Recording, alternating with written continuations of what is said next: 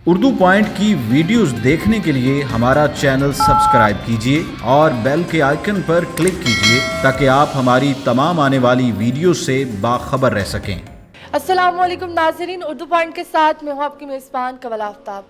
नाजरीन, आज हम जिनका इंटरव्यू करने जा रहे हैं वो एक ख्वाजा सरा हैं, क्योंकि हम पिछले भी इंटरव्यू में हमने ख्वाजा सरा की हमने दास्तान बताई थी और देखा था कि उनकी ज़िंदगी किस तरह गुजर रही है या उन्होंने किस तरह गुजारी है।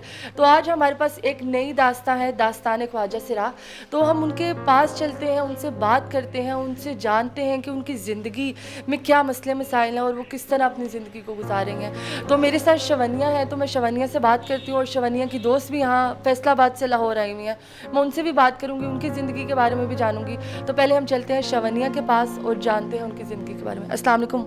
वालेकुम अस्सलाम। शवनिया, क्या हाल है आपका? मैं ठीक ठाक। अच्छा शवनिया, सबसे पहले मुझे ये बताओ कि आपको आपका असल नाम क्या है? क्योंकि शवनिया तो आपने खुद रखा होगा या आपके गुरु ने रखा होगा, तो आपका असल नाम क्या है? मेरा असल नाम जैन।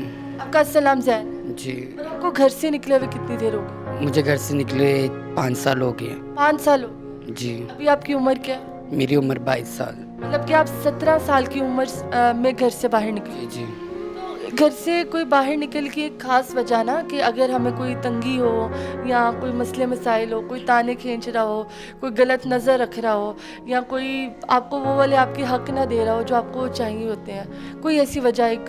जी, मेरे घर वाले हमें लाइक नहीं करते, हमें पसंद नहीं करते, इस वजह से लोग हमें अच्छा नहीं समझते। आप भी तो इंसान हो ना, क्योंकि हमारा ये इंटरव्यू करने का मकसद यही है। दास्तान ख्वाजा सरा हमने यही रखा है कि हम हर एक ख्वाजा सरा के पास जाएं, उनकी लाइफस्टाइल, उनकी ज़िंदगी के बारे में जानें। तो आपका भी तो एक दिल है, आपका भी तो हक़ है जीने का, आपका भी तो अपने घर वालों के साथ रहने का दिल है ना? जी बिल्कुल है, मगर वो नहीं हमें रखना चाहते। हम क्या करें? मतलब कि आपके बहन भाई कितने हैं? मेरे बहन भाई 4 बहनें हैं और 2 भाई हैं। तो भाई या बहनें प्यार नहीं करती? नहीं, बहन भाई प्यार नहीं करते, वालिद साहब मेरे फौत हो गए हैं और मदर है मेरी। मदर है, तो मदर का क्या रिस्पॉन्स आपको दे? मदर मुझसे प्यार करती हैं, बाकी घर वाले बहन भाई बहनोई वगैरह वो मुझे अच्छा नहीं समझते।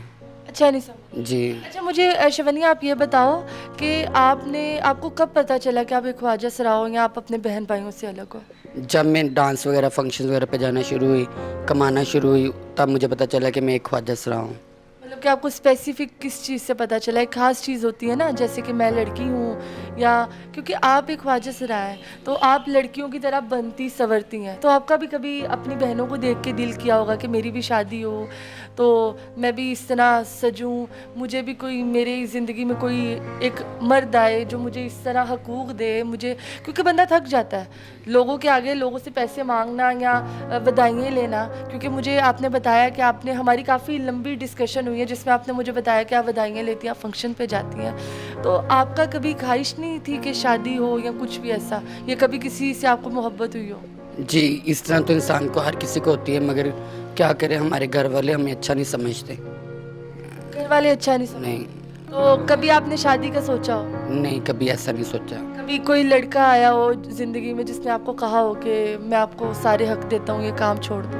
नहीं, लड़के आते हैं हमारी लाइफ में, हम कहते हैं हमसे दोस्ती करो, ये करो, वो करो। मतलब दोस्ती करो, दोस्ती की हद से आगे नहीं? जी बिल्कुल, मगर हम चाहते हैं कि हम उनके साथ दोस्ती ना करें, वो हमारे पे हैवी हो जाते हैं, हमारे पे पाबंदियाँ लगाते हैं, हमारे साथ बदतमीज़ी करते हैं, इस वजह से हम उनसे बातचीत नहीं करते। अच्छा शवनिया, आपने ये तो बता दी कि मतलब आपकी ज़िंदगी में काफ़ी लोग आते हैं लेकिन वो सिर्फ दोस्ती की हद तक होते हैं, उससे आगे नहीं होते। अच्छा मुझे ये बताओ कि आप जब बधाई लेने जाती हो, तो ये बधाई जब लेने जाती हो तो कितना कमा लेती हो इससे? कमा लेती हूँ 3000, 4000, 5000। 3-4 हज़ार। और अभी आप जहाँ पे रह रही हो वो घर रेंट का है? हाँ जी, रेंट का है। कितना रेंट है आपका? इसका 9000। 9,000 रुपया। तो आप इतना कमा लेती हो कि 9,000 रेंट भी, बिल बत्ती है, सारा कुछ? बस फिर जोड़ जोड़ के थोड़ा थोड़ा पेट बंद करके अपना फिर बना लेती हूँ। मुझे फंक्शंस के बारे में बताओ, क्योंकि हमारे पास सोशल मीडिया का दौर है और काफ़ी वीडियोस हमने देखी हैं जिसमें काफ़ी लड़के मतलब कुछ गलत हरकतें करते हैं या ताने कसते हैं, या जब आप फंक्शन कर रही होती हो तो बदतमीज़ी करते हैं, तो आपने कभी ये फेस किया है? हाँ जी, लोग हम हमें माशरा जो गलत समझता है, हम किसी घर जाते हैं वो हमें बदतमीज़ी करते हैं लड़के, हमारे फंक्शनों पे बदतमीज़ी करते हैं। हमारे अंदर भी दिल है, हम भी डांस वगैरह करते हैं, मेहनत करते हैं, अपनी रोज़ी कमाते हैं, मगर लोग हमें कमाने नहीं देते। कोई बदतमीज़ी, कोई कुछ करता है, कोई कुछ करता है। फंक्शन से आप कितना कमा लेती हो? फंक्शन से मैं 7,000 8,000 कभी 10,000 भी हो जाता है, जितना अच्छा फंक्शन हो उससे। मुझे ये बताओ कि जैसे कि आप लोगों से मिलती रहती हो, क्योंकि लोगों से मिलना ही है ना, ये काफ़ी लोगों के घर जाना, फंक्शंस पे जाना, तो काफ़ी लोगों ने आपको ऑफ़र भी करवाई होगी गलत काम के लिए। हाँ जी, करवाते हैं। अक्सर लड़के बीच में नंबर वगैरह भी मांगते हैं, हम नहीं देती नंबर। हम उनको कहते हैं हम दुआएं करते हैं आपके लिए, हम आपसे आपका हक लेने आते हैं, हमसे अपना हक, हमें अपना हक दो।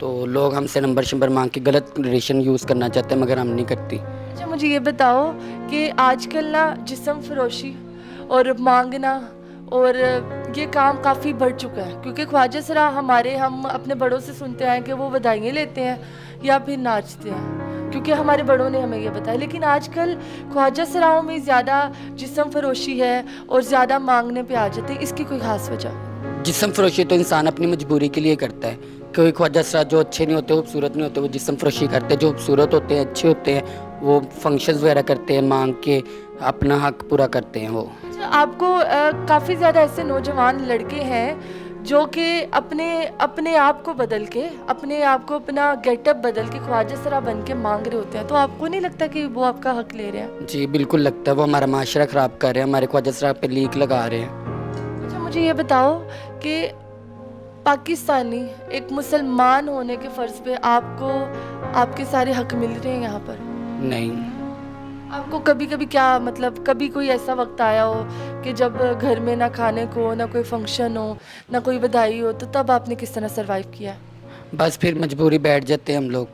फिर हम लोग जहाँ पे बधाइयाँ लेते हैं उनके घरों में जाते हैं, उनको कहते हैं हमें दो कुछ, वो दे देते हैं, फिर हम वहाँ से पूरा कर लेते हैं। अच्छा नाजरीन, आपने देखा कि हमने शवनिया से बात किया और शवनिया ने हमें सारा बताया कि उन्होंने किस तरह एक 17 साल की उम्र से वो घर से बाहर निकली और उन्होंने किस तरह अपनी ज़िंदगी स्टार्ट की।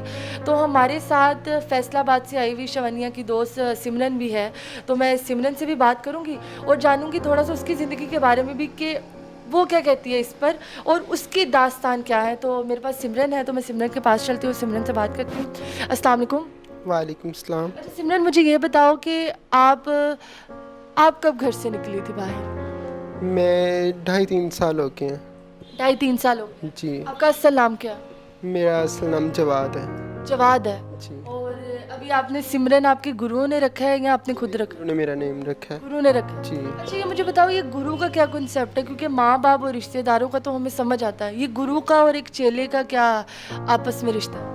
ये गुरु और चेले का बिल्कुल इसी तरह रिश्ता है, जिस तरह माँ और बेटी, इसी तरह हम आपस में एक दूसरे के साथ बहन भाइयों की तरह, माँ बाप की तरह बिल्कुल रहते हैं। मुझे ये बताओ कि जब आप घर से निकली थी तो तब आपकी उम्र क्या थी और अब आपकी उम्र क्या है? जब मैं घर से निकली तकरीबन मेरी 17 ईयर तब मेरी एज थी, और और अभी क्या उम्र है? अभी 19। 19 साल की हैं। अच्छा, मुझे ये बताओ कि घर में कभी याद नहीं आई किसी की? क्यों नहीं, जिनके साथ इंसान ने अपने माँ बाप है, खूनी रिश्ता है, बहन भाई है, जाहिर सी बात है ना, अपना बचपन हर सारा वक्त गुजारा है, उनकी क्यों नहीं याद आती। बात होती है आपकी? अम्मी से बात होती है, और किसी ने फ़ोन नहीं किया? कोई फ़ोन नहीं करता। कभी भी नहीं किया? नहीं, आपने कभी सोचा नहीं कि यार, मतलब कि अगर मैं लड़का होती या लड़की होती तो मुझे भी शायद वो वाले हक मिलते जो आपके बहन भाइयों को मिलते? जी क्यों नहीं, हमारे अंदर भी दिल है, हम भी सोचते हैं, जाहिर सी बात है।